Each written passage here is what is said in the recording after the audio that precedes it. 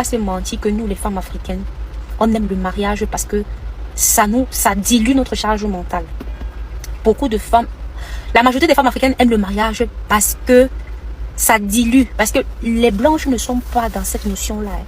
Comme les blancs sont plus dans une notion d'égalité. Parce que quand on parle de féminisme, c'est ce qui m'énerve avec vous. Vous êtes des féministes à 2 balles. Quand la femme européenne dit qu'elle est féministe, elle paye même le préservatif. Si aujourd'hui l'homme a payé le préservatif, demain c'est elle qui paye le préservatif. Mais nous, on est seulement féministes quand ça nous arrange. Et c'est des trucs, ce sont des discours, c'est une façon d'être qui brise nos familles. Ça, on ne se rend même pas compte.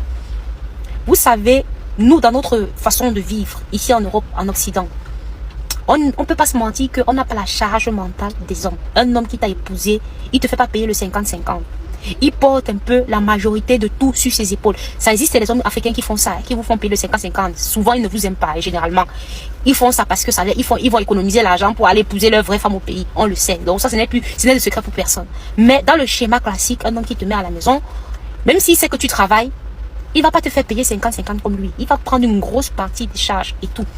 Ce qui fait que notre charge mentale est un peu diluée. Voilà, moi je prends un bête exemple. Aujourd'hui, je peux décider de ne plus travailler.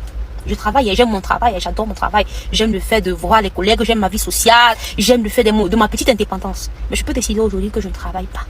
Je reste à la maison m'occuper de mon mari et de mon fils. Mon compagnon va trouver que c'est dommage. Mais il n'aura rien à dire. Il va se dire, bon, c'est elle qui décide, elle ne va pas gagner sa vie. Mais pourquoi je prends cette décision-là? Parce que je sais qu'il va payer le loyer. Voilà, je ne paye pas le loyer, je ne paye pas les factures, je ne paye pas tout ça. Donc lui, il n'a pas le luxe-là de dire qu'aujourd'hui, il arrête de bosser. S'il décide d'arrêter de bosser comme moi, il décide de prendre une telle décision, c'est l'enfer pour la famille et tout. Donc quelque part, j'ai essayé de comprendre pourquoi nous les femmes, on est trop attachées, nous les femmes africaines, on est trop attachées au mariage. Parce que ça nous dilue, il ne faut pas qu'on se mente, ça nous dilue la charge mentale. Un homme n'a pas le luxe de dire qu'il arrête de travailler. Ça existe des gigolos, hein, mais un homme n'a pas ce luxe-là. Nous, on peut encore dire qu'on reste à la maison, s'occuper des enfants. On n'a pas envie de travailler. On peut dire ça. Mais eux, ils n'ont pas ça. Ils n'ont pas ça. La société est plus dure envers eux. Observez seulement les mères célibataires qui doivent tout faire. Comme c'est dur pour elles. Même si elles ont l'aide de l'État, elles ont l'aide que... Une fois qu'elles ont payé toutes les factures, elles ont payé tout. Il ne leur reste plus rien hein, pour vivre. Hein. Il n'y a plus rien. Une fois qu'elles ont tout payé là et tout.